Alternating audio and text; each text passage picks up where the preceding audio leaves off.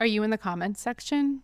If you're talking about reality house posts, then all the live long day. You love those comments, don't you? I do. There's definitely some I go back to see what they're going to comment. I know the good ones. But at least you can admit to it, unlike some people on the show who act like they're not in the comment section. Exactly. We have a lot to talk about. Are you ready to get down to reality? Yes. Let's get down to reality.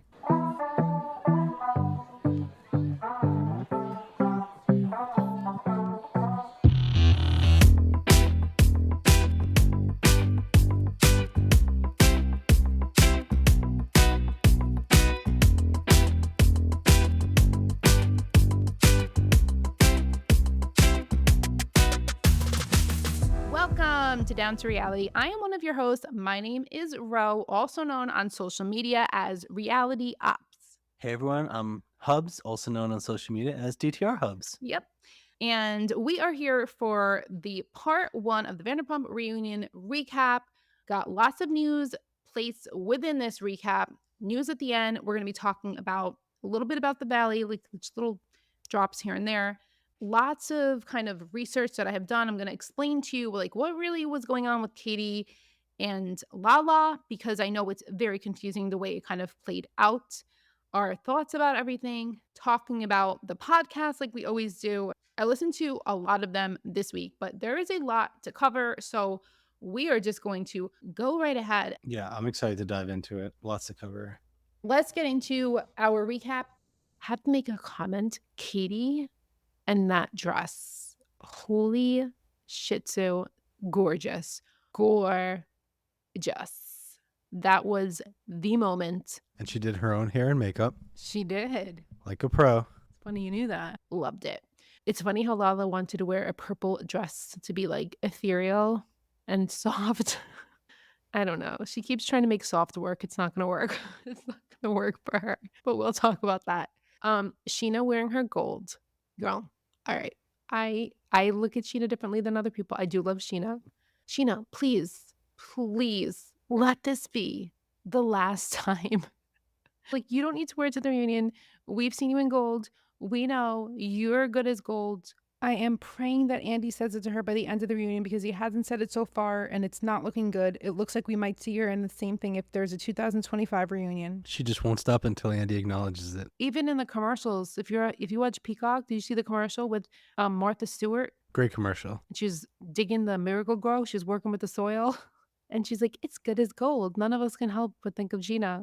I don't know if they did that on purpose, but I loved it. And of course, Ariana loved her dress. I love these revenge type dresses on her that she's been wearing.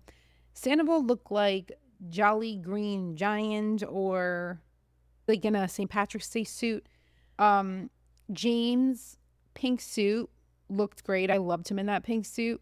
Actually, if you take James and you put Sandoval's green suit on James's body, you have Drop Dead Fred. That's what you have. Oh my God. Drop Dead Fred. Exactly. Right there in that reunion. Schwartz looked great. Probably one of his best looks. His stylists are doing great for him. Brock with the heels. Everybody was coming to play, I would say. Anyway, let's get to the conversation now. So first of all, it starts off and it's very interesting because Andy asks Tom how he's feeling going into it. And he's like, a lot better than last year. And obviously he's feeling better too because of the end of that last freaking finale.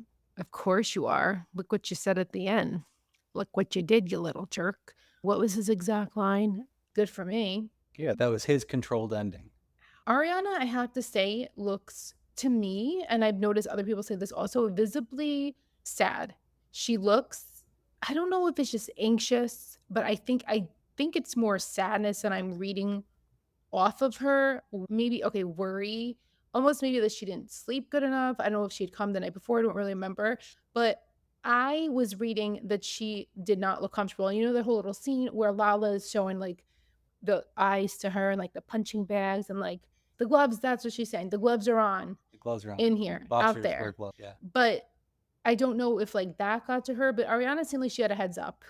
She seemed like going into it, she knew that things were a little Or I mean, maybe whatever she was watching from it's funny because 'cause they're filming this while everything's going on social media, so I'm sure she's seeing everything on social media. We know she's seeing everything on social media. Oh, I didn't think of that. She's not watching the She's not watching the episodes episodes. necessarily, but she's seeing stuff on social Everything media. play out on social media. Mhm. Yeah. Which probably is even harder and But she's seeing things on social media without the context of actually seeing the episode. So that could be a little confusing too. yeah, but I do understand why she wouldn't wanna watch it, only because I feel like it would be painful to watch back. I don't know. I'm kind of in the band camp of I wish everybody kind of had to watch it, like, contractually, even though I don't want to bring her that pain. I feel like in order to have the reunion, all people should be watching every episode, and that never happens. Like, many seasons, people have been like, "I don't watch, I don't wanna watch, I don't watch it," and then people have been like, "Yeah, just fast forward the Tom scenes," and things like that, like, people always say that.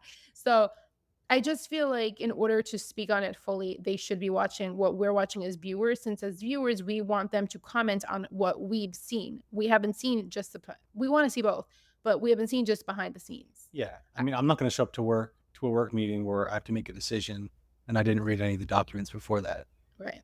But if it's not painful for you to read them, that's a little different because it's not like it's a painful experience, but yes. Well, some documents are really long. Okay, that's probably right. That's Yeah. probably true. That can be painful. Just to add to what you said, I do think, or I did think Ariana looked like worried. Mhm. I think that's probably the She looked uncomfortable. emotion. Yeah. And during certain conversations, she was just kind of like looking back and forth, and just you could tell like in her eyes that she was just like uneasy about what was about to be said. The first thing they bring up is the house. And Andy's like, a few months ago, we filed a petition with the courts in order to force the sale of the house. What's the latest? And Ariana says they're not allowed to talk about it. Tom says, they're in litigation or whatever. So, cut to Lala. I feel like Lala was like, oh, fuck. I can't talk about this. Like, She was definitely, yeah, you could tell on her face that she's like, ugh, like annoyed. why? I still don't get how Lala doesn't understand they are not the same situation. So, I've been doing like my deep dives into Lala in the past few years. And one of the things that was coming up that I found, and I had posted clips about it. If you were interested, I posted a bunch of Lala clips on I need to make a Lala highlight on my Instagram. Remind me to do that so that people can go there just like to see the past stuff. I don't mean to like call her out. I just like evidence. I'm an evidence finder. So you're saying to the listeners you want to give them Lala? No, I want to give them Row. Give them Ro. I'm giving them what I have put together because what I really don't like is changing stories around and rewriting the past. That Yes. gets to me big time. Unless you're reading a choose your own adventure book. Okay, yeah. Those are great. All right. So this is my husband. In real life, he does this like all the time. Okay. What was You I want saying? an area where you can give the listeners. What I'm trying to explain is I'm not trying to call out someone and be like, you're an a-hole. What I'm trying to do is maybe like you're acting like an a-hole, but more like this is not true. And here's why you said this, you did that, blah, blah, blah, blah, blah, blah. Right? I want to explain like what really happened. I really don't like when people try to rewrite things. So I'll make a highlights on my Instagram. Yeah. I want to bring up what happened with Lala though. Lala's situation was different. She lived in the house. I have to look up the exact number and add it back. If I don't add it back, forgive me. I think it was months with Randall. Ariana has lived there for 4 years. Ariana also owned the house with Tom. Yep. Lala did not own the house. What Lala also said in the article that I posted is that she feared for her safety, which is why she left after finding out like what happened with Randall. Not all the things that happened to Randall, by the way, it was the cheating. It was Katie finding the cheating. Okay. And Katie was the one who came to Lala and said, is Randall in Nashville? And she sent a picture of Randall with 2 girls on the street. Shout out to Juicy Scoop, Heather McDonald's podcast. That's where I saw this, was from a couple years ago.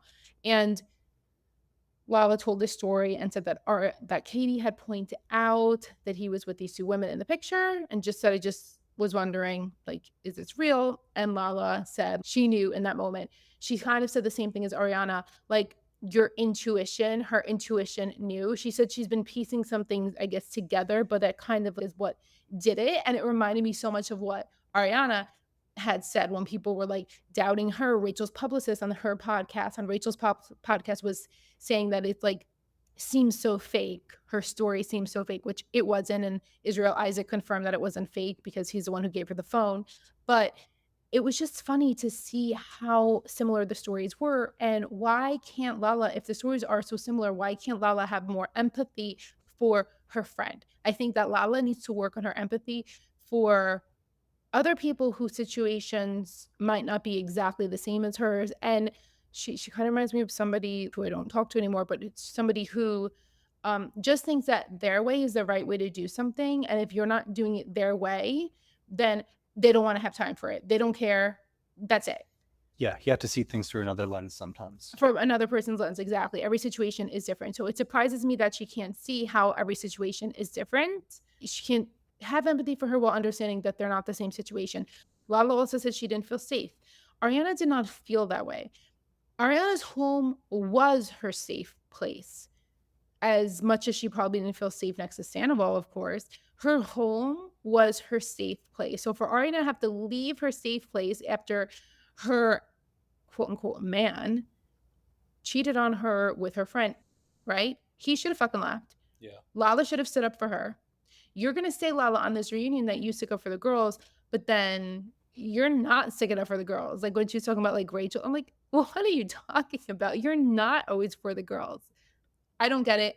Anyway, point is, it was the law and it was her own feelings, and both should be respected, and they weren't, in my opinion. I don't think she has a leg to stand on. I said I'm going to try to see Lala's perspective on different things. I do understand some things, but I don't think she has a leg to stand on with that. And I agree with that. Scheana brings up when Andy Cohen says about the Lego art. Scheana's like, wait, we never saw what I did to that. She loves to like bring up things that she did. Look what I did. Look what I did. But it was, I know I'm the very oddball in Vanderpump world where I do feel like Scheana is friend to Ariana, even though she backtracks so much and does bad things. And I will explain more why I feel that way.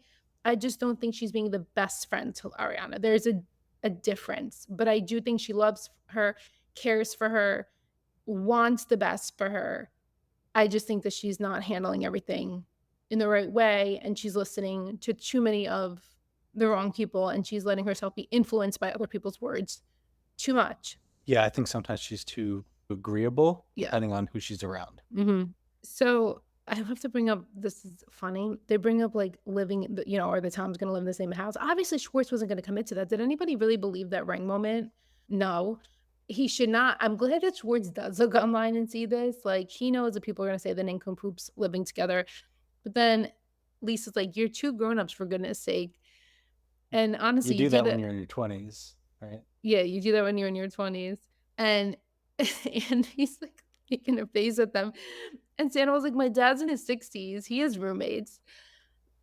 I don't know what to make of that. Like, does that make it okay? Like, is that a cool thing to do? And it's just so funny because that makes sense. All I'm going to say is that makes sense. His dad's... I understand there are some situations where that might happen. I don't think it's necessarily a bad thing, but I just feel like it makes sense here. Yeah, not to judge people that are older that have roommates, but in this scenario, it's like, okay, the Toms are going to go and do you think roommates rewind 10 years and now go move back in together? Do you think roommates in their 60s order like Domino's and the 5-5-5 deal? Or go to Wawa, pick up a bunch of subs and chips, ice cream. Yeah, movie night, play some video games. By the way, I don't think this part was on the original one, but it's on the extended. They ask Sandoval if he's paid his mom back yet, and he has not. Yeah, awkward. But he is gifting Scheana. This is my point. You're gifting Scheana your sound guy, but you haven't paid your mom her $200,000, right? I think it's $200,000 from her like retirement or something. And you're out playing your band and gifting Scheana. Yeah, that would be like a priority. Sound guys. And he wanted everybody to believe that he was going to buy the house from Ariana. I think now we know why she knew better. And I'm going to make an important point here for everyone who says, he wanted out of the relationship. She wouldn't let him out of the relationship. Well, why do you think he also had a hard time leaving the relationship if he really wanted out? The house. Because did he want to lose that house? Clearly he didn't. Clearly he still doesn't. But yet he pointed it on Ariana. You made your bed, and now you have to lay in it. This is what happens. So moving on, then they bring up the Rachel of it all. And this is where things get a little heated. Spicy. A little spicy. So Andy like brings up the podcast and Sandoval's like, you listen to that thing? Talking to Lisa. No, I hear about it. I think Lisa's listening to Rachel's podcast.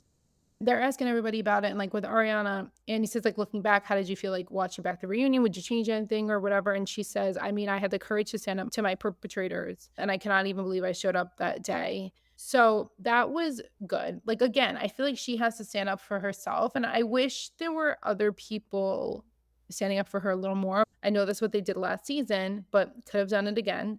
And Lala says she had a solid support system physically in the room and outside, right? So what Lala is starting to do here is try to give credit to Rachel and Tom for showing up. Yeah. And I have to say, I have no problem with that. I just feel like it's very puppety and it's doing what people want you to do.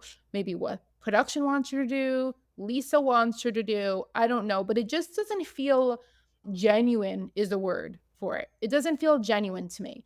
And so I get her, maybe if she was truly just like trying to bring up the different sides, I just don't feel that's right. And I feel like Sandoval has said these words to people and he brings up how he came back and he fought and he showed up and he was brave and he did all this and he was courageous and all that, right? And then he says that to everyone, including production, including Lisa, including to all his friends and all of that. And then it comes out in other people because when you have somebody who's so good at manipulating, yeah, and such a narcissist, yeah, and Grant, if you follow us, you know I don't think Sandoval deserved all the hates in the end. that level.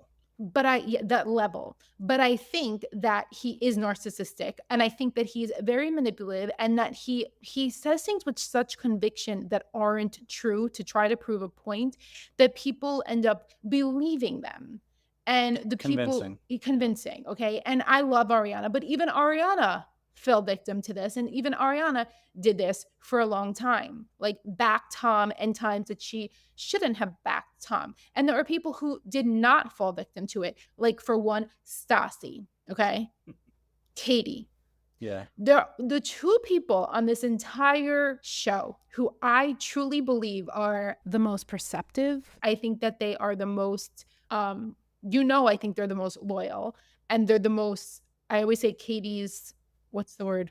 Great judge of character. Great judge of character. No, she's consistent. Consistent. Just like Stassi, right? They're not changing character. They're not changing personality. They're not just listening to what people are feeding them and then regurgitating. Christina Kelly, even though I wasn't such a fan of Christina Kelly in the beginning, just mostly because I didn't find her as like passionate, I guess, and watchable on TV. But over the years, I'm like, this is a stand-up beat. Like, this is a good friend. Yeah. This is a good person to have on your side. But those two, I always feel like can see through people. Katie even more so.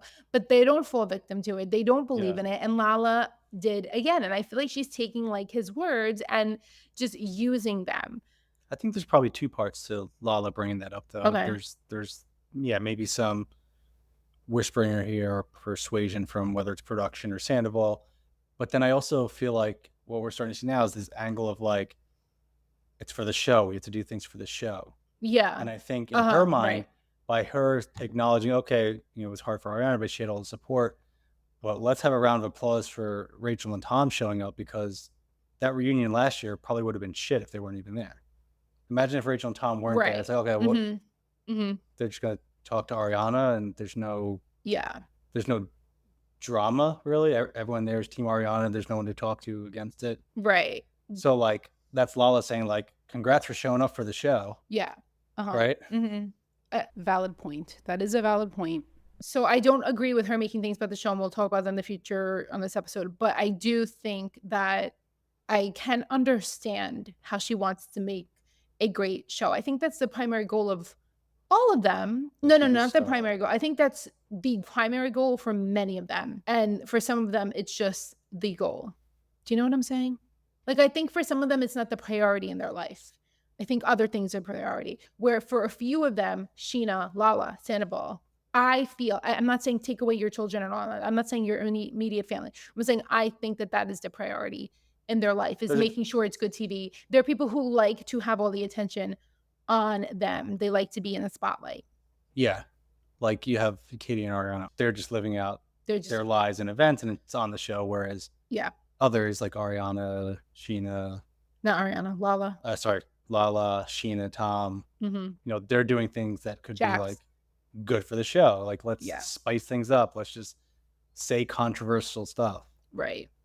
I mean, when like Sasha was making things good for show, it was like her one-liner. And Ariana too, like her one-liners. Something I brought up before, I put up a post about how we talked about in the last episode, non-informed consent from Ariana.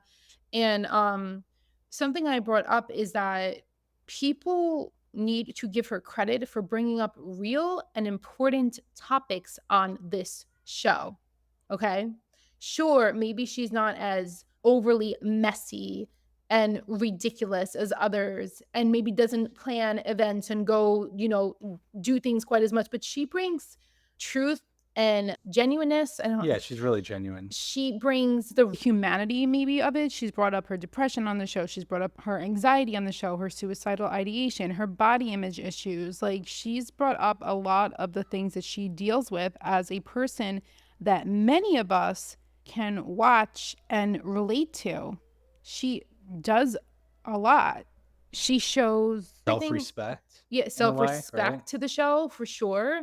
Which is why she made the decision to leave, during the finale. Like, even throughout the seasons, like, she's brought this. I mean, like, people don't give her that credit, because if you only have the mess, you don't have a full rounded show. You need that balance. Then you have like a Vanderpump Villa, which it's fine to watch, but it's not a Vanderpump Rules, which gives you a lot of the messy, but a bit of like the raw and the real and the honesty and the truth and all that. You know what I mean? Yes. Give her that credit. You need that balance. Like me and you. Yeah. I'm the loud one. You are very social. But you're not loud. I'm a butterfly. I overthink things.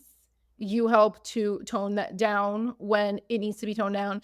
And I sometimes just jump into things without thinking about it, or I tend to think things maybe aren't a big deal, like little house problems and stuff like that. And you're like, well, maybe we should think about this one. So, it's definitely a good balance there. You bring the perspective to it. The point is that you need a balance, and she is something on the show. So when people act like she's not, it annoys me. She's not boring. I don't find her boring. That's a fun little narrative that loves to go around about Ariana. She's boring. I don't like her. Yeah, she's definitely not boring. Yeah, I've seen that about Katie too, right? Katie's miserable. Literally not miserable. Well, Katie's post, you'll see she'll post on her Instagram. So, this is me being miserable. It's really funny. And, something I will say about Katie, though, Katie's gone through a lot. I think that makes her a little bit more, she has like more of a wall up than she used to have. Almost maybe a little jaded. She's a little tougher. You know what I mean? But that'll also soften. But it's not going to soften because she wants to make it look like it's softened. It's going to soften because it'll be natural and over time. Okay, so then it gets real heavy here. And Schwartz, he really sticks up for Sandoval. And I have to say, doing this, you get a lot of information from sources. And I have heard some things from the past when Rachel was with Sandoval. And I do believe a lot of what Schwartz is saying because of what I've, become privy to. But it's hard because I know the audience doesn't all see that. Yeah. And I think as much as again, if you haven't listened before, I do not like Schwartz the way he was as a husband to Katie. I hate the way he was to Katie. I think he was wrong. I think she deserves way better. And if I ever had to pick somebody, Katie or Schwartz, I would pick Katie any day. I'd pick Katie out of any of them. However, I do like Schwartz as a person. I think that he's made bad decisions with things, but I think he has a good heart in there. And I do want to say this about Schwartz because I haven't really talked about this a lot, but there is a reason why they all like Schwartz. Even Ariana, as mad as she is with him, when she's looking at him and smiling. And I don't think it's just the whole schmoozing thing that people think like the shucks. Please don't get mad at me. I need you to hear this, please, because I think it's a good point. Katie chose him and stayed with him for a reason and continues to be a friend to him for a reason. Katie's mother Okay. Terry Maloney, who I adore. Love Terry Maloney. Great mom, just adorable human being. Also loves Schwartz. Gets disappointed in him, but loves him. And you know who else loves Schwartz? Speaking of who we were talking about before, Stassi. Okay. And Bo. And they do still hang out with him from time to time. If Stassi and Bo like Schwartz, I think there's a good reason for it. I do think he's acted like a schmuck. I think that's probably the best word I could use for it. A chooch, a schmuck. I mean, there's a level of immaturity there, I think. Right. But I don't think he's a bad person. And I think he's gotten too much shit for what he's not for the affair. The affair, he covered up. He shouldn't have covered up. He did try to convince Sandoval to tell. This has come up multiple times from not only Sandoval and Kyle Chan, also Rachel has even said this. So it is true that he tried to get that to stop, but didn't do a good enough job. He has talked about on Kristen's podcast and many other places, you know, he was dealing with his dad being sick, his brother being sick, his other brother almost dying. There was a lot going on, starting the business, having all the problems with that, plus his own divorce and moving out of his dream home, which, by the way, just want to bring up how both Schwartz and Katie did sell their home amicably. Schwartz didn't feel he was entitled to that, like Sandoval. So there was a lot going on with him. So I hope that people aren't too mad with me saying this. I have to be true to what I feel. If I eat my words in the future, I will eat my words in the future. I just think overall people just align him with being this terrible human being. He has really a lot of people who despise him. Like, look at him. But I feel like in Katie I trust. Like, I trust her to not be a partner for him because he was a terrible partner. But I think that if Katie doesn't want to get rid of him as a human being in her life, there is a reason for that. And again, I do think he is a man baby. I do think that he still continues to listen to Sandoval way too much. And he had so much in his head from Sandoval. Just another one who had so much in his head from Sandoval that he then used against Katie and distorted his perception of Katie. And also Sandoval's words about Katie distorted, I think, a lot of the viewers' perception of Katie. And he put out this whole narrative about her being miserable and all that, I swear, came from Sandoval. Back to Schwartz. But I think he's working on distancing himself, obviously not completely and not enough, but I think enough so that he is more of his own person too. And he needs to continue to work on that. Continue to separate yourself. You don't need to be Tom. Just be Tom. We're not Bert and Ernie here, or are we? I don't know. Yeah, I agree with that. And I mean, you're certainly a good judge of character. You can sort of pick up on, signals and yeah. And Schwartz is absolutely, we feel the same way. That although I know sometimes I'm a little too, not forgiving, but I'm too like, they're going through this, they're going through that. So I want to say that I know that I can be that way. But yes, I do think I'm a But I also think that's part of you understanding that people are going through situations and there are other ways of looking at things. So, right. You tend to gather all of your details and facts before you judge. Yeah. So Schwartz says he's like that you masterminded this and she's like a victim. And then I don't know, all of a sudden he becomes like British. He's like, it's absolute malarkey. And Sandoval's like, yeah, we both did this. We both did this. And Schwartz is like, it's absolute rubbish. Where did he get, I don't know. Get these British words from? English gentleman. Is he watching Bridgerton? Not always gentleman for sure. Well, he's probably watching Bridgerton right now. Yeah. That's a good point. Well, actually, this was filmed before. Yeah. So, I mean, he could be watching, what's that other show? Downton Abbey. Downton Abbey. Schwartz with his plants, just watching Downton Abbey. I think that, I think it's ridiculous that they're going to attack Rachel. I do. But. Well, it's very convenient because she's not there. Right. And would Schwartz have stood up for Sandoval if Rachel was there? No, I think he would have cowered because he cowers. He does cower. He would have done his awkward silence, looking around, fiddling. Or he'll make a random comment like he'll be like, well, that's not true. That was like a joke. Yeah. I know, that was very Joe. Yeah. That's our Joe segment. No, Joe's coming up. well, next episode, I guess more.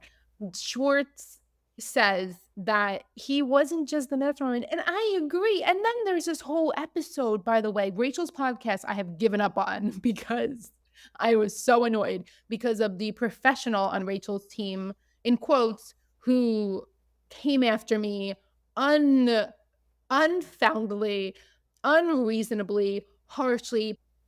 But It's a joke. I saw Vanderpump recap, and I'm like, I have to listen to some of this. So I went to go listen, and it was interesting because she brought up grooming on the episode again. Rachel brought up grooming, and she was like explaining why it's grooming to her, but she also said, quoting this, okay?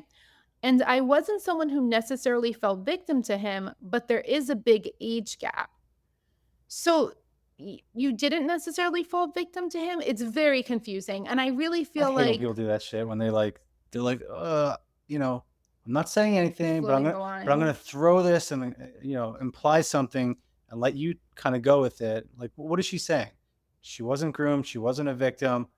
But just so everyone knows, there was an age gap. Like what is she saying? And P.S., this comes up on the thing too, like on the Pick a reunion. side. Right. But Lala was the one who brought up grooming. And they talk about this, like how she said it on the boat.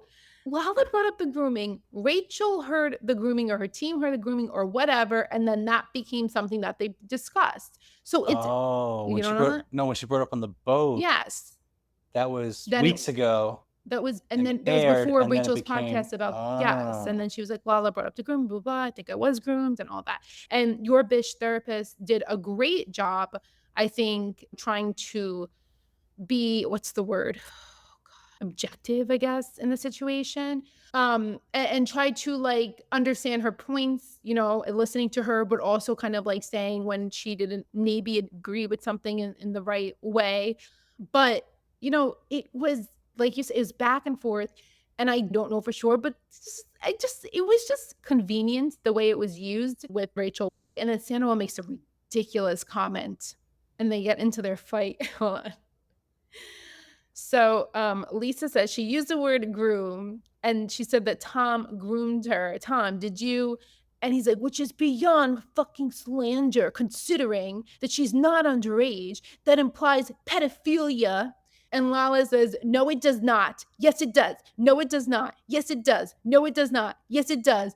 I know you are, but Literally, what am I? no joke, it was that many times. It's like 6 times back. I wrote it down. And she says, it's taking someone who is younger than you and more impressionable than you are, okay? And someone who's at a higher level of power than that person, right? And he says, which, yes, that is what grooming is, okay? It's just, the question is, was he intense there? Big important thing. He goes, well, I was very impressionable when she took all her clothes off and jumped in my fucking pool. Cringe. He loves throwing those lines out there. That was not as bad as the t-shirt line, but it was up there. Ugh. I mean, everybody's face when he said that, and Ariana's face. And Rachel says on her podcast, she's like, well, I didn't take off all my clothes. Like, oh, thanks for clearing that up, Rachel. But it's funny because listening to Rachel's podcast, I have such mixed feelings again, because I don't agree with her because of the lawsuit and all that. But Rachel is so back and forth in her thinking, and I'm realizing that I just think, and I'm going to say it especially now because now I don't care. Her team is guiding her wrong. And whoever is guiding her is just not doing a great job. And I think they're taking somebody who has a hard time distinguishing on their own what they really feel about something, and maybe is impressionable in that way, actually. You know what? I will say that. Now that I think about it. Definitely impressionable in that way. Do I think Sandoval had the intent to do any of that? No, I don't. And that's the difference with grooming. Like, I don't think he sought her as somebody impressionable. I think he sought her as somebody who's going to feed the fuck out of my ego and make me feel amazing about myself. Yeah. And I'm going to keep her on the side. Like, have your cake, eat it too. Yeah. She's on the side. That's what she is for me. He says he fell in love with her. He fell in love with the idea of somebody who idolizes you, okay? Yeah. And she fell in love with the idea of somebody idolizing her, which I think a lot of people do. But when I hear her, I do feel like there's like bits of Rachel, but then like a lot of bits of other people. And I'm not Could some of that be because of her background in like the pageant world of, I don't think it's you're just showcased, you're up here, people are going to tell you what to do, what to say, I how think to it's act. I think it's that, and I think it's your own I mean, granted, she has we a all have bad team different around. brains. Yes. We also grew up in different situations. Like she did have like a little bit of a different start from a lot of people, being adopted by her aunt. And I'm not saying that's a bad thing. I'm not saying that's a bad thing at all. I'm just saying like it, Everyone's there's situation is feelings different. of not Yeah. being good enough. I'm sure there's feelings of not being the one chosen. There's feeling of not being wanted that I think can probably play into a lot of her decision making and a lot of her wanting to be better than other people to prove her worth. Yeah. Always trying to go for that validation. Yeah.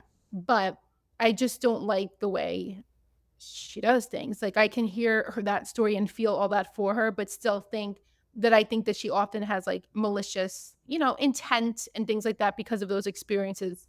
Does that make sense? Yeah, absolutely. I completely agree. But I will say she's very interesting to me. I know we're going off topic here, but I don't know. Yeah, I mean, I don't know. She's very interesting. That's to a me. whole book to open. Anyway, he makes a gross comment, and that's when they asked Lala, like, do you think she was groomed? And she was like, you saw me on the boat. And Lala explains. So this is important here. Well, Listen up. I'm like really yelling too much, right? I'm going to listen back when I'm editing and say, why do I do this? I don't think you're yelling. I try. You're passionate. You're just passionate. So Lala says, I will admit I've been a projector. I still tend to project and I have to catch myself. Lala, catch yourself with the freaking finale and reunion, girl. Loved you. Please come back. She's still doubling down on this shit and saying, like, on her Amazon Lives that, and her podcast, that she stands by everything she said. How? Yeah. That's a tough pill to swallow. No, that's not the right saying. It's not. It's not the right saying. To see what she's saying and to see how she's reacting to things, behave as a listener and a viewer, it's a tough pill to swallow. Is that not right? For us, like, for us, yeah. Not Lala. Wait, for us, why? For us. Because we're watching her behave a certain way and react a certain way and say certain things. And it's a tough pill to swallow because we support the things that she's going against now, that she was not going against. All right, I'm going to give you half credit. I get half credit? Yeah. Thanks, teacher. If you didn't hear one of our first episodes together, we talked about how Hubs gets like metaphors and similes and idioms wrong, and it's very funny. And do I get them wrong or do I enhance them? And I have a note. That's our dog yawning. I have a running note in my phone of that you will never share. I shared a few of them on the podcast. You were with me too, weren't you? Jeez. All right. Anyway, Lala says only Raquel and Tom know what the F was going on, and he's gonna see it. No, I agree with her. He's gonna see it differently than she does, and she's gonna see it differently than he does. Right now, I like what Lala says here. My biggest problem was what she said about Ariana. We all watched. Now, if Lala is the teller of truth, like she thinks she is, and by the way, Rachel was sticking up for Lala on our podcast this week. This episode, I read the recap and I listened to maybe half of it, I think. She was sticking up for Lala. And what was she saying? She was just like, on her podcast, she's saying that she feels like she's seeing a different side of Lala. I have to look back and that Rachel's seeing a different side of Lala? Yeah. How she's changed her mind and how she views Lala since the beginning of recording her podcast, where she's come at her several times, and that she thinks Lala is understanding what it's like to be in an abusive and narcissistic relationship. But I don't even know if she's listening to the whole thing, because then Lala says here, which contradicts what Rachel is saying in her lawsuit, okay? And her publicists are saying, right? Lala says, we all watched. Ariana was one of her best friends, rallied the shit out of this girl, or fuck, I don't remember what she said. She says that they were just acquaintances at best. And, they go to the montage of Ariana saying, like, our Instagrams are filled with us hanging out. Yeah. And Lala says, I don't like when the female who's been affected by the man suddenly is targeting the woman who really had her back this whole situation. And they were like, yeah, whatever she wants to go out and say about Tom, it is what it is, but she's not taking responsibility. So it was interesting. And that's when they say also, which Rachel brought this up in her podcast, and I forgot it. They said this at the reunion. And I guess that's where she got it, because Rachel was like, I guess I was in a way, pursuing pleasure. And I was like, oh, she took some accountability there. Yeah. But I forgot they actually said this. Schwartz says, we witnessed it. She was just as conniving, if not more, and ruthless in her pursuit of pleasure. Oh, so you think she picked that up from the reunion, then I guess, yeah. a little bit of an I think that admission through happens, that. yeah. And Schwartz also says, like, it's not a secret that he's not a fan of Raquel, which I thought was interesting. I don't know if a lot of people picked up on that, but, Schwartz is really against Raquel. For Schwartz to be against somebody is like, it's a lot. It's a lot. He couldn't, he has a really hard time detaching from, the person who gave him a Slurpee. Like, I mean, you talked about it on the last podcast with Joe. Right. For Schwartz to distance himself and detach from Joe must have been a lot. Which I'll talk about Joe at the end of the podcast if we have time. We should have time to just do some little Schwartz Joe news in there, because Schwartz was on Chris and Doty's podcast, and there was something said there that were important. And then Joe did a couple of lives, of course. Interesting. That was another Saturday Night Live with Joe, right? Or was it Sunday? Saturday Night Live, little Joe SNL. Then they bring up another important point. Scheana clearly says, okay, about the video, she was not distributing it, okay? She was not distributing it.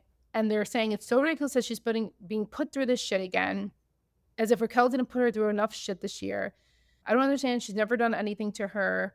And Sandoval says, it's one thing for her to come after me, but to come after Ariana, I'm questioning if she has a fucking soul. Like, it's insane, he says. So, what do you think about that? Sandoval being human a little bit in that moment? Was he almost saying, like, just leave Ariana out of this? Was it, oh, let me stick up for Ariana with this one? Right. I do think he thinks it's ridiculous she's coming after Ariana. I believe that. Well, I think the whole world thinks it's ridiculous. Right. But I also think not the whole world. Well, the anti-Ariana people who want to prove that 2% she's a of the people horrible human somehow. But by the way, I get how some people don't like every person. I get why some people might not like Ariana. That's fine.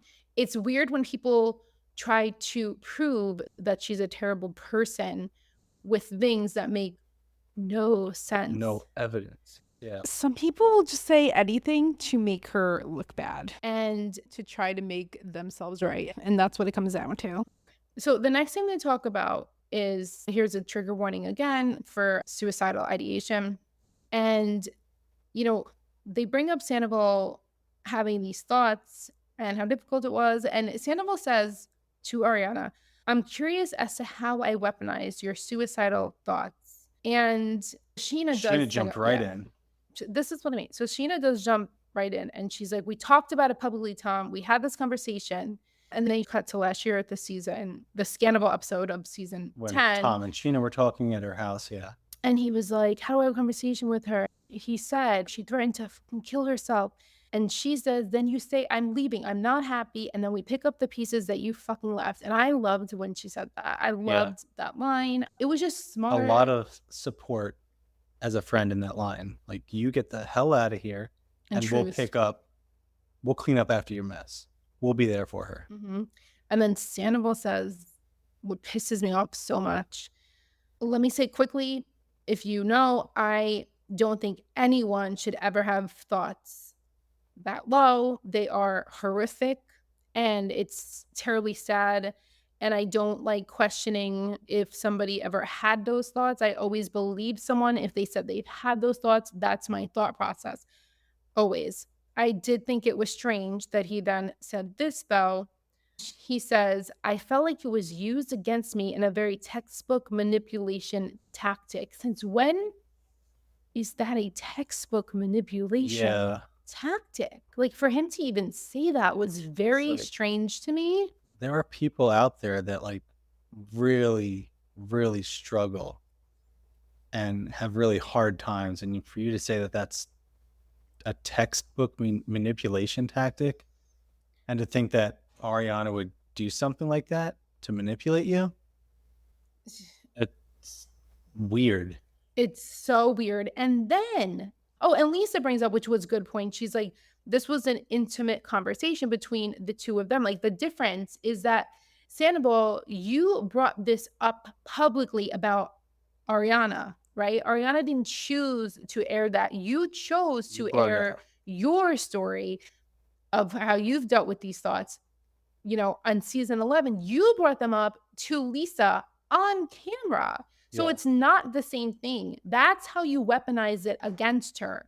Yeah. You used it. I don't know if he understands what that means. I don't think he understands. He doesn't have enough nunchucks. Like, he brought it up. What it means, using it against her to make her look bad. You're using something important and private that was not supposed to come out, that she trusted you with, to not publicize. But really, when somebody does that, they need you to help them, not judge them. And because you wanted to defend your stupid actions, instead, you chose to weaponize her mental health. Yeah. He doesn't understand. No, he doesn't understand. How does he not understand? He's not going to understand. Here's the thing. I kept having hope for him because I saw Kyle Chan on his podcast. I saw anytime he's with Kyle Chan, fine. Sometimes when he's with Schwartz, fine. But I thought that this reunion, he was going to simmer down now, settle down a little bit. That's from SNL. And no, he did not.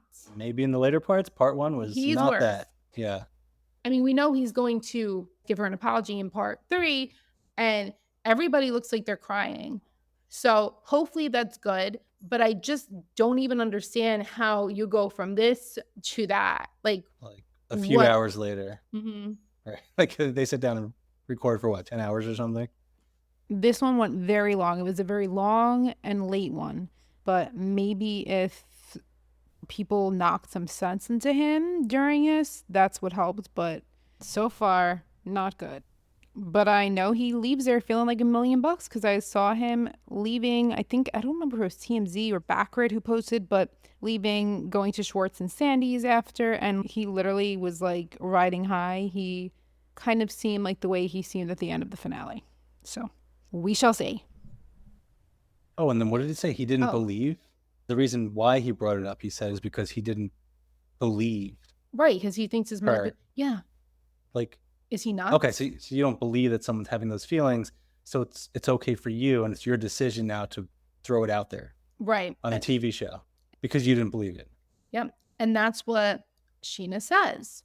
So if you didn't believe it, Tom, you're not making sense here, because then you could have just left if you didn't fucking believe it. Yeah. You had so many options. You could have contacted her friend. You could have contacted a therapist. You could have sat and had a real good, deep, meaningful conversation with her. You could have just left if you really felt she was just saying it and you didn't believe it. You're not making sense. Stop it. Just zip your mouth. You're not making any sense. Yeah. He would make so much more progress if he just kept quiet. He's not. I honestly, truly, at this point, I don't think he's going to make progress ever. And I didn't. But then I was like, let me have hope. Let me have hope. Let me see. Let me see. Yeah. But I just don't think it's going to happen. I think he needs to go to a spiritual retreat and sit there for 3 weeks. And I'm actually not even joking. I know I believe in therapy, but I can't see him going to therapy. I think he needs to do something that just changes everything. Well, he could go to the overnight session that Jesse went to. I know. That changed him for 4 hours. Yeah, that changed Jesse for 4 hours. Until he punched his wife in the nose. On the Valley. I don't think he purposely hurt her. No, I don't think it's purposely. But it was a very weird fight. It was a very aggressive. It was kind of they hated each other while they were pretending to fight. He was jumping all over the guys and messing. Yeah, it's weird. But I do think that maybe he needs Thomas Day from Jersey Shore. Oh, Thomas Day would be. Anyone out there watches Jersey Shore? They should have a male rehab and have all the toxic males from these shows and have them all go do a show. I'm not even joking. They should do that. Go do a show? Go do a retreat together. A retreat. Go with film it? him. Shep seems to be a little better. We'll see, though. People are very convincing just on social media when they're not actually showing. But you have Sandoval. You probably have to have Schwartz there, too. Shep. Jax for sure. Jesse. Craig. Not Craig. I love Craig. Austin probably. joining him. Yeah. Louis. Oh, Louis. Louis from Jersey. No, Jersey Louis is a whole Housewives. other level. Louis is a whole other level. Louis needs his own retreat. Okay. Louis gone to the retreat. Remember? It was like Lord of the Flies. Remember the video? What was that? He's on a boat with everyone with It his wasn't on shirt a boat. It off. was like on an island, and it was like he had his shirt on. So off. It was so weird. Okay. Anyway. We're just going to take a quick break and give a shout out to Draw Me Bitch, the person who did our podcast artwork, who is amazing. Please check her out on Instagram and on TikTok. She also has her website, shopmebitch.com, where you can buy coloring books, stickers, gifts for all things Bravo. But she now has a subscription on her page, which gets you access to weekly Vanderpump coloring pages. Definitely go check her out. You will not regret it. And I also would like to give a shout out to our friend Peyton. She is Glorified Gossip Girl on Instagram. Right now, her account is down because of weird rules that don't make sense. So please go follow her back up at Glorified Gossip Girl, but with a U for the girl.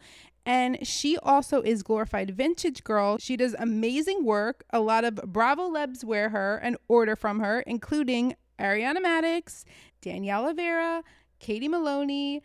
Go check her out and support her. Her website is on her IG page, or it's www.distressedout.myshopify.com. She is a super hard worker. She's great at what she does, and she's an amazing person as well. So 2 fabulous girls to check out. And now back to the pod. Okay, so now we're back for night 2 recording. Little one got up because she heard us, and then we were too tired to record anymore. So this is late on Monday. We are going to go through these things pretty quickly, but more importantly, I think we're just going to focus on a few, like we said, of the most important things that we wanted to discuss. Anything else that was important, if you guys are like, can you talk about this? Feel free to message me from Reality Ops or in Down to Reality Pod. I have both accounts, or you could just do it on Spotify because you can send messages on there as well. But there are just a few topics that we really want to make sure we talk about. And then some of the other ones we'll just like say briefly. Sound good? Yeah, sounds good. One of the things that came up at the reunion is Schwartz and Lala. And Lisa says, that would be a beautiful thing, Schwartz and Lala. That's so annoying. Extremely annoying. I mean, Katie's right there. So rude. And I was really grossed out by it. But then I'm realizing this is Lisa literally thinking, oh, and that's a storyline for the show. That was a terrible accent. Don't you think? Yeah. Storyline for season 12, Schwartz and Lala. Trying to come up with something else. That's, you know? Yeah. Ken walking in, I can't believe Schwartz and Lala were at the smoothie shop. And the smoothie shop. That was probably a bad Ken. But anyway. Actually not that bad. But they... It's a strange thing to try to happen, but it's so strange that I just feel like that's what it is. It's like trying to get something for the show. It's kind of ridiculous. What did Schwartz say? Let me get a shot at it or something? I don't know. Yeah. She would eat him alive. That literally would never work, ever. Yeah, shoot him up. Although Lala is a friend right now, who the frick knows? And I said from the beginning, remember, I was like, I feel like he's flirty with her. I feel like they have like this weird energy. And in the beginning, I was like, I feel weird saying that, but it's true. So I was like surprised when they brought this up. You said that earlier in the season when they had that talk by the pool. It was very, I was like, did anybody else pick up this weird energy? But yeah, it kind of just kept happening. So then this is an important topic I want to talk about. I'm going to try to do it without getting emotional about it, but just because some of the things Scheana said like really hit home. So Andy says to Scheana that he has never heard of postpartum OCD. I want to say this first. When I talk about this, I want to make this clear. I know that Scheana says and does very silly things, and I do not blame many of those things on the OCD. I just, as somebody who has OCD, knows OCD, has been in groups with other people with OCD, has friends and family with OCD, and like I said myself, it was to the point where it's completely debilitating. I can understand a lot of the way she thinks. And I think because I understand some of the way she thinks, it's not that I excuse some of the things, but I just understand maybe her thought processes behind them. So when they were talking about the OCD, Scheana was explaining one of the things that had come up during the season was the jokes on social media, or maybe not even jokes, about how Lala's eyes light up when Brock walks in the room.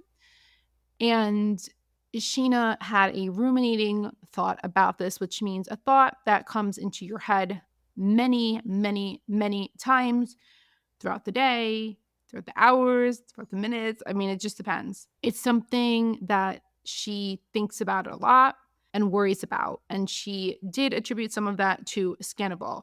That is not to say that Scannable is to blame for her, or Sandoval and Rachel are to blame for her having those thoughts. Her OCD is to blame for those thoughts. However, she got those thoughts because of a situation that happened. It kind of just like activated the OCD there, right? Yeah. The anxiety.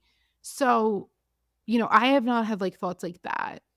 I have intrusive thoughts, and she talks about that, and I'll talk about that. But what I don't like is Lala making a joke about Brock. Came up again, and I said this in one of my videos. This whole idea where Lala just says,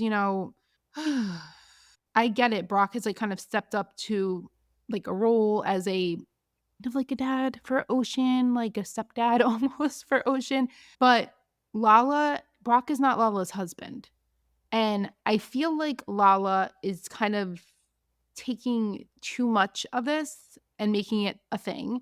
And I did not like her comment where they joke, Scheana does Yeah, the Lala hard. says she does all the hard work, and she's kind of doing the motion of, She does no, yeah. Oh, Scheana does the heavy lifting. That's what she said. she does the heavy lifting. Right. Yeah. But it's funny if Scheana doesn't have this issue and concern with the OCD. And I don't get how Lala, as her friend, is not understanding that and like contributes to it. And there's like one thing for exposure therapy. If you are familiar with OCD therapy, one of the things that you're supposed to do is treat your exposures like a fear that you need to, because they are fears that you need to get past. So they'll expose you to introducing yourself to that fear. However, that's your friend. Like, it's not your space to do that. I'm barely positive that's not what she's doing. But I just don't think it's appropriate. I don't think it's appropriate for her to joke about this. It's not. You know what upsets Scheana. Stop. Like, just shut up. It's not. And being someone that supported you when you were going through your hardest times, I can't imagine taking something that you're sort of obsessing over, having intrusive thoughts about, and almost like making a joke of it and bringing it up and keeping it as like almost like a constant reminder. Right. Making I a don't joke think of it that's too is that's what's helping, right? It's like, I get it. No. Lala's joking, but it's something that's impacting her friend, Mm-hmm. and she's gonna keep having these thoughts because it just happened in the friend group. Yeah. The year before that. So then they show a scene that they didn't like on the extended one that I don't think was on the regular one, right? It was when Brock and Scheana had that dinner. Scheana explains like she just always fears one of the people she loves is going to DIA. And I hate saying it. That's part of my OCD. Like, I hate saying it. I know some people are like that anyway, but she has that fear. And yeah, that fear is hard. And she talks about her ruminating thoughts on the reunion. She talks more about the rails. Like, one of her fears is like the steps, like her child Summer Moon, like falling off the rails at the top of the steps and things like that. And I understand that completely. Yeah. It's literally that's an exact fear. Like, I've had it, and even before You say that all the time, careful on the stairs. yeah, even before our little one, and I have to stop myself from saying it because I shouldn't say it, and like I've literally learned, because it's not good to tell kids to be careful all the time. I was told to be careful all the time, and this is part of what led to some of my issues, not intended by people who said those things to me at all. But you shouldn't be telling children to be careful all the time because it makes them think that they're not careful on their own. Go into every situation. And they I have to be are. careful. I have to be careful. Well, why do I have to be careful? Right. So I purposely try to not do that. Somebody says, like, this is why I'm going to enjoy every minute I have with my kids. And she says, and that joy makes me sad.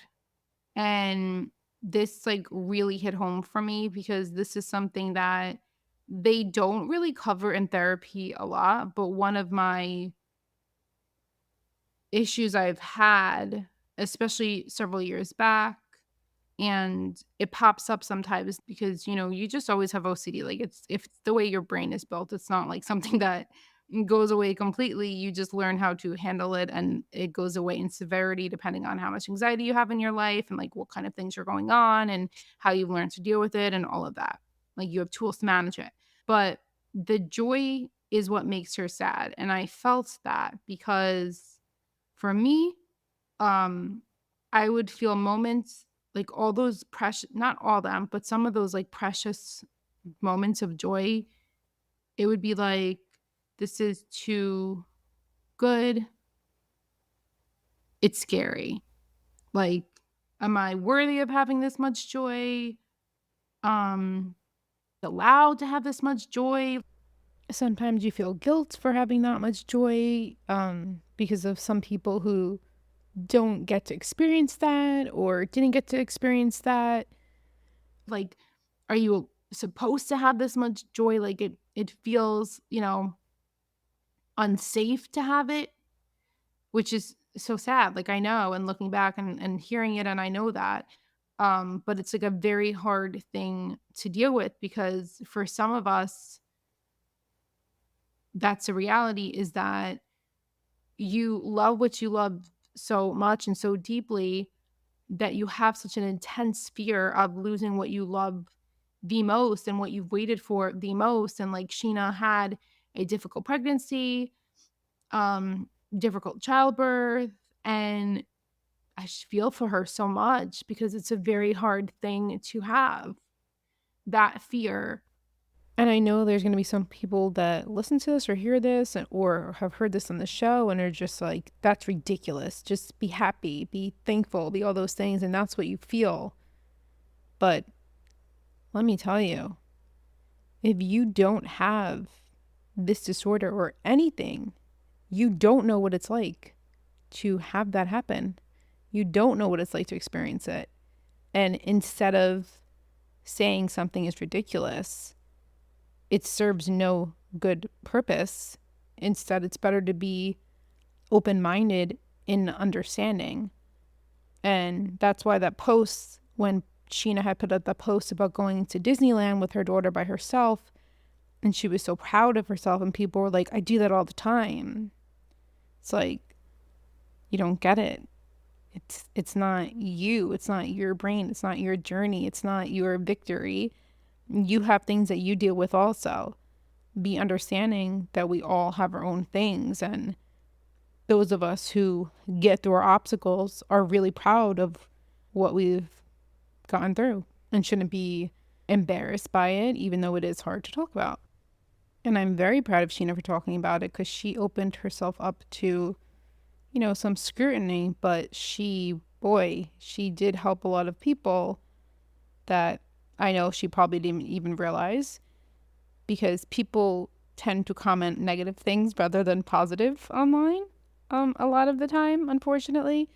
But I know she has seen a lot of the positive, and I'm really proud of her and appreciative of her talking about a disorder that's super common but rarely talked about, and now it's starting to happen more, and that's great. I'm glad that she has a husband, even though he, can sometimes be a little, what's the word?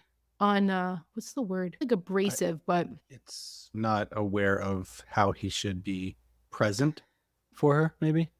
in the moment he sometimes like fumbles, yeah. But then he's good at listening and like moving Yeah, forward, like we I said in the think. past, I feel like they do have really good productive conversations, and Brock really is there for her and listens and helps support her. Yeah. But like, what a terrible thing to not, I have to debate if I'm even gonna keep this in here. I hope I do. Anyway, the reason why I gave that little disclaimer in the beginning, because I think with Scheana, a lot of the back and forth that she goes through with her friends is her OCD, and I've said this before. I think she listens to, it's a doubting disorder. OCD is known as a doubting disorder because you doubt, you can doubt everything if it's like out of control. And one of the things Brock has said to Scheana is like, your mom makes you second guess the way you do things because she always has to correct you, right? But we have seen this happen to her. Brock was correcting her. Lala. I feel like is giving her too much input and making her question things. Sandoval says things to her and like challenges what she believes and knows to be true, which is something that you have to do with OCD is like, what do you know and believe to be true? You know?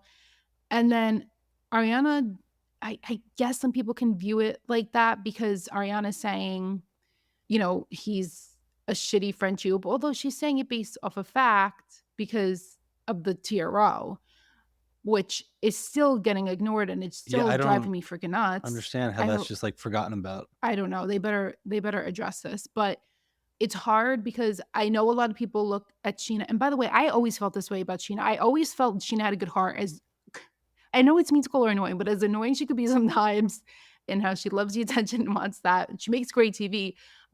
I always did like her because I felt like she had a good heart in there, and I felt like she was always looking for a friend to be her like ride or die.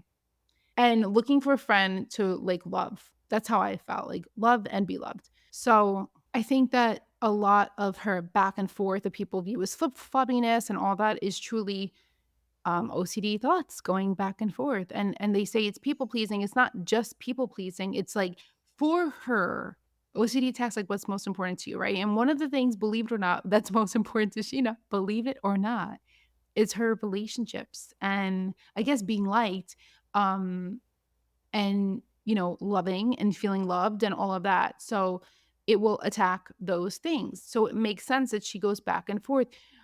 Sandoval was a good friend to me. Oh, but then he did this. Oh, but he also did this in the past. Oh, but he does that and buys me, and brings me sound guys. And oh, but he cheated on my friend. Oh, and he did the TRO. And, it's like back and forth, which I didn't know until I was older that people with non OCD brains don't do all the time, Mhm. right? Like you rarely Yeah, have that back and forth. yeah, I wouldn't have those thoughts back and forth. I would just sort of think what I think and that's it. I Stay wouldn't on a go back. track. Yeah. But I understand. I understand how someone could have that sort of like ruminate and sort of the back and forth. Yeah. So I feel bad. And I know a lot of people are going to listen to this and be like, oh, how could you be a Sheena apologist? But like, I feel bad when people call her a bad friend because I still don't think she's a bad friend to Ariana. I think she did stupid things. Like, I don't like when she brought that up at the finale, but we know now production wanted her to bring that up. And that's part of them making the show. And I think it was inappropriate. I think she should have done it sooner. I think she should have done it in a different way. But, she hears production telling her this person telling her that person telling her that, and she's got a lot in her head. Also, if you're wondering why Sheena acts the way that she does in the after show, I'm thinking the way I'm reading it is like she's being told Ariana's not really a good friend. And she's like, well, come to think of it, Ariana hasn't really been checking in with me because Ariana's been booked and busy and I haven't really heard from Ariana. Does Ariana care about me? Does Ariana even care about the show that we're all on together? And I know, they view it as like an ensemble thing and they do this thing together. I understand they're a group, but I just don't agree. I think people have to have respect for themselves and Ariana is entitled and should have that. But I think that the whole way you're seeing her act on the after show is almost like a defense mechanism of like, well, if she's not my friend, then I'm going to act this way. And it's not, I just think she's got a lot going on in that head all the time. I just think people need to show her a little bit more grace. Lala, you know, at least as far as we know, she's never claimed to have any, thing that would make her go back and forth on her thinking. But I don't know what Lala's rationale is. I think for me, I think Lala truly does care the most. And I have said this and I truly believe this. I truly think she cares the most about giving Lala, bringing a show, giving a show, and that's just her and her personality. Do I think she's a bad person? I don't think she's a bad person, but I think she cares more about, it's funny, she says she doesn't care about optics, but I do feel like she cares more about the way that she looks, having her empire, getting her money, doing all Yeah, those she's things. talked about that, Uh, numerous times. yeah. So I just want to say that I don't know, the whole does Sheena make things about herself? Absolutely. But did she with this? I don't think so. Not as much. And Ariana, No, and that was her struggle with this is she was in the middle of Ariana and Tom, and that's what made it so hard for her, and we saw her really break down. also like the whole making about herself last year with the affair and all that, it was more about like her best friend was lying to her face, which guys, Okay, Rachel's lying to her face. Sandoval's lying to her face. For somebody with OCD, too, where you're already questioning your reality, they're literally gaslighting the fuck out of you. And that is very, very bad. Yeah. And then you're going back and reliving it, knowing what the truth is now, Mhm. watching the season, like, what the Feeling like she hell? looks stupid, but Yeah. They were you telling me all know, this stuff, and now we know behind our backs what was going on. I It's mean, damaging. very damaging, and people don't give her the was she the one cheated on? No, of course it was worse for Ariana Oh, in yeah. her Yeah. ways, but, like, this was not easy for Scheana either because she was involved, like, if you put yourself in the girl's shoes and your best friend is cheated on with your other best friend, and your other best friend is lying to your face saying, "Of course not." Like, "No, that's not happening." And your guy best friend is lying to your face like, "What? No." Remember on the beach how ridiculous he was? So, it's just, like, a lot, you know? Yeah. It's a Yeah. lot, and then she had the temporary restraining order against her, and you know that Scheana with being Scheana and also with her OCD, that temporary restraining order, like she said, was consuming all her days, and I could picture that happening, and it sucks. I just wish that people, I don't know, tried a little harder to understand her. Ease up a little Yeah. on Scheana. She loves the attention, she loves making things about herself, she loves her podcast, she brings things to light when she shouldn't, but I don't think she's a bad person. If she was, Ariana would not like her. Um, I think she and Ariana in a weird place because of all of this. I think Lala contributed to that weird place. It's not all on Lala. And just saying, Sandoval certainly fucking contributed to this. Big time. Big time. She should be really pissed at him. But you know what? If I tell her what to do, that's still doing the same thing. What a person like Scheana needs to do, somebody with OCD, is to know for themselves what they believe to be true. And that's what she has to work on. I just wanted to say that. I felt like it's hard because she gets a lot of shit, and I can't imagine the mental torture she goes through. She said on our podcast recently that she's a lot better at dealing with it, and I do think she's better at dealing with it, but it's a lot. Yeah. As Lala says, in the comments all the live long day, Scheana probably shouldn't be one of those people that's in the comments. And there's no way that Because it's not healthy. So talk about that. And then Katie has a nice moment with Brock. And this was really sad. Again, I know people don't like Brock. We don't know I mean, the yeah, accent. people can assume no one really knows the whole situation. He was crying about it, and it was very painful, and it was nice to see Katie. Yeah, I thought that was really nice what she said. She said, "It's really incredible watching you with Summer, and it makes me, like, definitely eat my own words." And then they show that montage of, like, what she had said about him in the past when she was like, "Why isn't he seeing you?" Yeah, but why? Yeah, but Yeah. why? Yeah. And she says, "I'm a harsh judge of character, and it's mostly a protection thing for myself and for my friends," and that's true. That's why we love Katie. Yeah. She says, "But you are an amazing father," and he's, saying thank you, and he's very emotional, and he says he appreciates that, and Andy says, "I appreciate that you've remained committed to your Speedos," but it was Just to lighten it up a little bit. yeah, Yeah. it was just so nice to see Katie do that, and, I felt like Brock needed that. Again, we don't know the story, we don't know what happened. It is, like, heartbreaking that his kids don't get him. He doesn't get his kids, and I do hope that changes. I hope that I don't know how old they are now, but I hope that somehow they see the way he's, working on himself. Yeah. Oy, And even they mentioned it's for like heavy. Summer Moon, like those his other kids are her, half siblings, right? Yeah. So the Katie, Ariana, and Lala thing, because we're gonna cover this again in the next part because it's bleeding into the next part 2. I'm gonna explain this to you guys, the timeline of everything, okay? Rather than talking about, like, exactly what this said, let me explain to you the timeline. I looked everything up, got everything. Vanderpump Recaps also pulled, I can't remember what she pulled exactly, but she wrote some of the dates, and then I looked based off of that and got information. It was great. Doesn't sound like you pulling So together timelines and it information. wasn't just me. But, okay. You love this shit. Well, I need to understand because I wasn't understanding. It was very confusing with the way they were talking. So let me break this actually in simplest form. What it all comes down to, and that they're not saying, is Katie was sad that she was losing Lala, and Lala was sad that she was losing Katie. That's what happened in season 10, and that's what happened season 11. And that's what's happening. They feel like they lost their friend, both of them. Okay. Now, breaking it down. January, Katie's birthday. Okay. This is 2023. January 2023, Katie's birthday. Lala does not text Katie. Katie gets upset. And Lala and her are talking in the DMs, and Katie has some choice words for Lala. This is where that whole lawyer thing comes up, okay? I don't remember what was said exactly, but Katie feels like Lala is choosing Scheana more than Katie. Because remember, Lala and Katie were close for several years. Like Tom Schwartz said, they were like best buddies, very tight, he said. And then all of a sudden, season 10, Lala and Scheana are getting closer. They had kids at the same time. This is like tale as old as time. This is what happens. You know, people have kids and others don't have kids yet. Unfortunately, like this happens and it's sad and it sucks, but it's what happens a lot of times. Until if the next person has a child, if they don't, then it's just your lives are a little different if you have children and you Yeah. don't have children.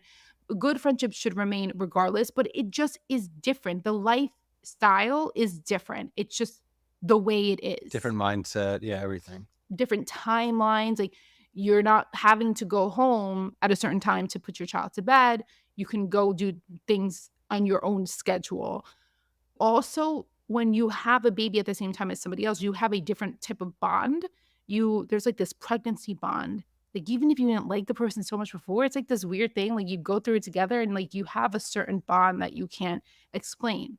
And I know saying that to people who haven't had babies yet might hear that and be like, I don't like that. Like that sucks. But like it's truth. It's truth. It's what happens. Yeah. Um, I feel so much for Katie because Katie saw Lala becoming so close to Scheana, and Scheana did Katie really dirty. That was the version of Scheana I don't like, season 10, the Oh, with way the she was wedding and all that, right? the Yeah. wedding was horrible, promoting Rachel hooking up with Schwartz and not considering Katie enough. I mean, she was really bad to Katie. And Yeah. so Katie feels like or felt like, what the fuck? Like you're butting up to her, you're choosing her over me. Then the birthday thing I've heard, okay? I've read an article from Lala actually specifically, which I will read you parts of because it's very interesting and funny. But I guess Katie felt like girl slighted. She didn't remember her birthday. I think Lala was even hanging out with Scheana, if I remember correctly. On that day. Oh, she was sick. She hung out with Scheana, I think the day before or something like that. So it felt bad to her. Katie said the comment to Lala, and I do want to make this clear because in the reunion, you will hear Katie say it several times. It was not a custody thing. She didn't say custody, but Lala like took it that way. Katie was like, "You don't need lawyers, you need therapists." Okay. And she called her a clown, which I don't know why this is such a big deal, the clown comment. Lala has called people, see you next Tuesday, Well, clown is a very harsh word. lots of terrible things. So I just feel like it's so strange that she's like so upset about this clown comment. But I think it's because she loves Katie. They just are both hurt by each other. I mean, that's what's going on. They're both really hurt by each other. And the other part of it, I think, is Lala feels like Ariana has replaced her with Katie. So it's like Katie feels like Scheana replaced her, and Lala feels like Ariana replaced her. And they both feel like the other isn't making time for them. Anyway, cut to, it was January. In February, Lala said, this was February 2023. It was between seasons 10 and 11. By February, they have cleared it up. And Lala even says in an article, pull up the article for you right now. Right from the source. Vanderpump Rules stars Lala Kent, Katie Maloney in a very good place after Rift. So why is Lala bringing this shit up at this reunion, season 11? What I say is just have something to complain about or talk about, or it's like deep because they have their friendship thing. But it's just like, You literally said in February, and then you're saying Katie has amnesia. You said in February you were in a very good place. February was right before not right before, it was right before Scandal, and then season 11 filming wasn't until June of 2023. Lala also says in the article, like, she hopes she can baby all her friendships, like all of this shit. But something interesting, she says, I love this part. Oh, wait, I forgot to tell you. She said the reason why she forgot to message Katie is because Ocean was sick, reasonable, and it was Martin Luther King Jr. Day. And the interesting thing is she literally says in the article, I'm sure something else will happen to unpatch everything, she teased. So, like, she's looking for shit. She's looking for shit. She's looking for shit. For those storylines. Right? I mean, come on. It's a little ridiculous. So that was the one fight. There were two fights. Then right before filming, this is the next thing that comes up. And we're going to hear this in the part 2 also. They start filming June 28th, I believe, 2023. Okay, right before filming, there's a phone call between producer Jerry, Jeremiah, Lala, and Katie. And Lala's like, yeah, let's get Katie in on it. We'll do the three-way phone call and talk about the season. And that's where Lala wants Katie to bring up for the show that Katie is upset at Ariana for not paying rent by a certain time, something about her, and not, and being booked and whatever, and not putting as much time into something about her, basically. Yeah. Katie says, no, I'm not talking about that because we dealt with that. I've already had conversations with Ariana. We cleared that up. When did this happen with Ariana? This happened in, I think it was end of March or early April. And this is now June, end of June, that they're having this conversation. So Katie's like, no, I'm not going to bring this on to the season. It's not a valid argument because I don't feel that way anymore. I've talked it out with Ariana. We cleared that all up. And by the way, why is she bringing this shit up? Yeah, well, you're not going to bring shit back up just to play it out in the season. So it's like a storyline when they're really good friends and they've talked through it already.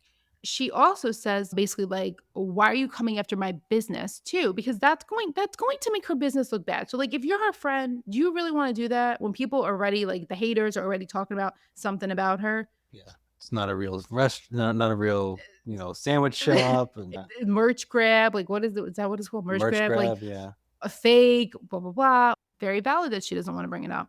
And she says, you attack my business, I'm going to attack yours. And that's where, like, Lala, or if you could come after my business, I'm going to come after yours. And that's where Lala goes off and she's like, I have a child to feed, or says whatever she does. She says, you're coming after my livelihood and I have a baby. And here's where I have a problem. We have a child.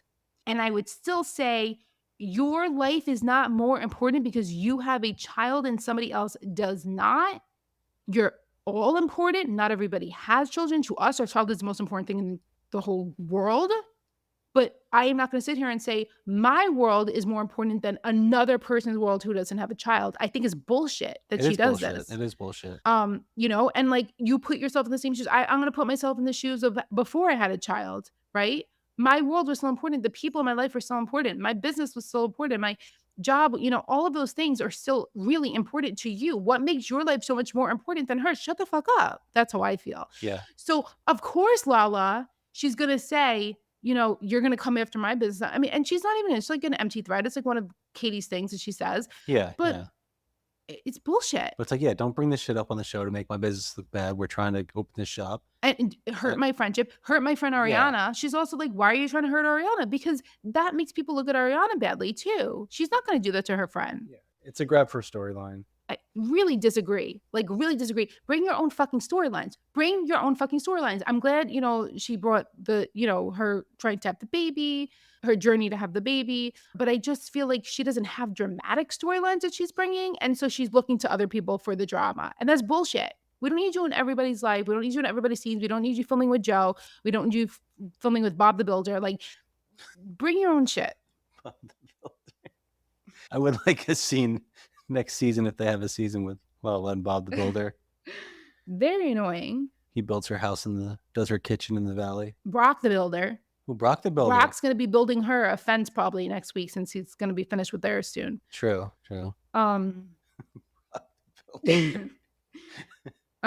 So there's Obviously, I'm, like, summarizing it for you guys, but that's, like, the story. That's the general timeline of what has happened that Lala is bringing up now on season 11 reunion again, which all happened last year. They filmed a whole other reunion before that happened. They filmed the I whole mean, sorry, after that had happened. they So it's like, filmed the whole other reunion after their initial fight had happened, yeah, yeah. I get it. Last reunion was all about Scandival, but like, it was still a Yeah. three-parter. You didn't want to bring anything up then. You're reaching now for like, what's Right. some It's drama we can bring into this season? it's really weird. It's really weird, and Katie's like, "Don't use." I feel like she's thinking, like, "Don't use me. Like, don't use me for your shit." Yeah, and when Lala's freaking out about like, don't come out to my business, you know, talk about your business, something about her. It's really nothing about her. Which is just bullshit. Like, That's a terrible thing. By the way, something so funny, I also found a clip from season 10, I'll post it tomorrow, when Lala gets into the fight with Schwartz at the beach day, the, infamous beach day of season 10, which, by the way, amazing television. Amazing. Sandoval is sitting there bullshitting, being like, "Katie, how dare you accuse us of this? I know, Kate. You know what really gets me when what did he say? you added a bit of an English accent to that. How dare you accuse us of this? Sandoval's like deflecting with Katie, and then he's like, a person you're with shouldn't want to change you. They should just love you for who you are, or something like that. And then he like storms up and she's like, fuck off, basically. She's like, shut up. When she's sitting there with Satchel. And then Schwartz is talking to Lala and then comes after Lala, and Lala says the same freaking thing about the livelihood. Yeah. Hold on. So like that, okay. So Schwartz calls her like a bootleg. I think the something she's like the Housewife. epitome of a sponsored post or whatever. And then he's like, "Who's Lala? Who the fuck is Give Them Lala?" And then she's like, "You talk to me when you have a bar open, when your business is open." She's like, "Don't you dare come after my business." She's like, "You're attacking my livelihood. I bring that money to my child." And he's like, and then he like cowers and he's like, "Okay, you're a great mom." You're very well. Great mom. But she's doing the same thing. She brings it back to her child, and that's Lala's thing. That's Lala's thing. That's not somebody else's thing. And so, like, let's not make everybody look bad when you take it personally and you bring it to your child. Schwartz didn't mean about her child. Katie certainly didn't mean about her child or her custody. Yeah, It did. not at all. It's just a soft spot for her. And I hope that Lala realizes this because it's a problem. Like, we can't think everybody is coming after, especially people who do care about you, coming after nobody would be coming after your child. Yeah, But don't put that on other people. I do understand though if it's a soft spot. I just wish she would realize that. You know what I mean? Like, where I feel like Scheana at least like realized things after the fact. Lala was just like, whatever, you all have rabies. Meanwhile, Lala is talking about how she has rabies when she acts, a certain way. Yeah.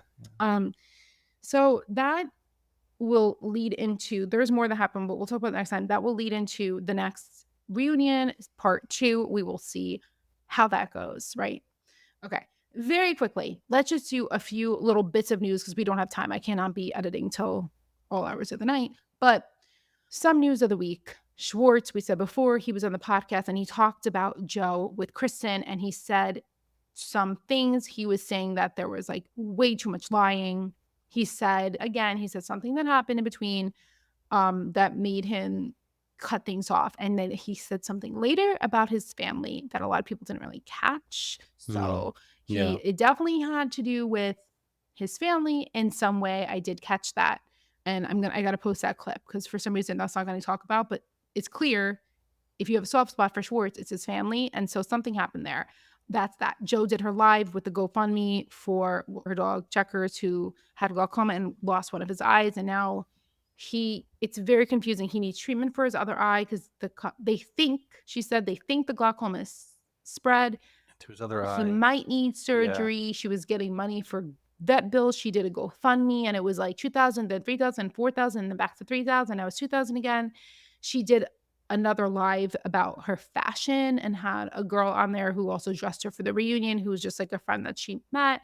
And during that live, it was supposed to be about the fashion, but people were asking about the GoFundMe and asked a lot of questions about it. And she got very offended and went off and like said, extreme "Fuck you," reaction. went off. I mean, to be honest with you, it doesn't make sense to me why you would get so she needs to work on her emotional regulation. Yeah. DBT, definitely. It was just it didn't match the situation. And the poor girl she was with was like, "Are you sure you wanna end the live like this?" She stormed off the live, and she's like, "Turn it off." And she stormed off again. Like, I feel for her in those moments sometimes I'm like, "Oh my gosh, girl, you have to, like, get this under control. It was a simple question. Why are you doing I these don't think anyone was lives?" trolling her in that moment. Well, and, like, people were saying, like, "If you want us giving you money for your vet bills, you just tell us your vet's name, and we'll donate directly there," because people don't trust it, and they Yeah. wanted to know the vet's information. She said in the beginning, one comment she made during the live, I don't know if she was responding about Rachel, but she's like, "It's not like I have rich parents to pay for this stuff." I don't know if she's talking about Rachel because, like, Rachel's parents paid for Graham, hippies, things, Yeah. but the weird part is apparently she said earlier, the part that I didn't make in the beginning, that the reason why the amount went down is because her parents paid $2,000 towards the bill. So, like, why are you saying that you don't have parents, but then you just said your parents paid? Her dad's a doctor. Most doctors Yeah. make good money. I mean, Math isn't mathing at times. so, I feel for checkers or whatever, but I just don't know if a GoFundMe is mm, mm, Yeah. I don't know. I don't know. Anyway, that was that. The other thing, Something About Her opened this week. It had the soft opening. It looked amazing. Dodie was there. Lindsay Hubbard was there from Summer House. Stassi and Bo, Andy Stassi and Bo, Cohen, and yeah, that was nice. Obviously, Caitlin, Bristow, Bristow. Yeah. who's good friends with Katie. There's a lot of people there, and it looks absolutely gorgeous. I found out the person who designed it. Oh, you were really excited about this. Yeah. It's Nancy Meyers, right? Like interiors, the movies, but the designer for these great, amazing, gorgeous projects is a man named John Hutman, and he did Something About Her. And I literally get emotional about it because I always loved interior design. I just never was able to do anything with it. I do still think at some point in my future, maybe it'll be a part of it in some way. But he's made the kitchen of my dreams for Something's Gotta Give, and it is like The movie. yeah, and it is literally my just like I love it. It's like my heart. Changed your life. It did. Well, I it's know always that been like the dream kitchen that you're it's like, chasing. Yeah. and I know I'll make it a little different because now, unfortunately, a lot of people copied that, but I just adore his work. So I think it's so cool that he got to design this place, and it's so beautiful. They have beautiful flowers. It looks gorgeous. The sandwiches look delicious. They're all named after leading ladies like the Meg, the Kate, the Nancy, the Cameron, and Oh, I didn't know that. yeah.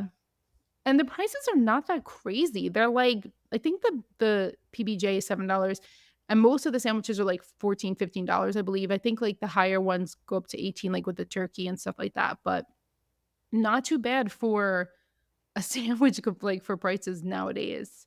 And especially, in WeHo, but in a city, yeah, it looks really nice. And then the real opening is this Wednesday. If anybody's going and they want to send me pictures or videos or anything, I'm happy to look at them and share them if you want me to share them. I do have a couple people who I know are going, so I'm excited to see that.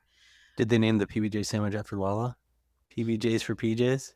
PJs for PJs. It's terrible. She's the one that brings it up 10 million times in the show. No, I know. It's not. Season, I know. It's not. Yeah. What was the other news?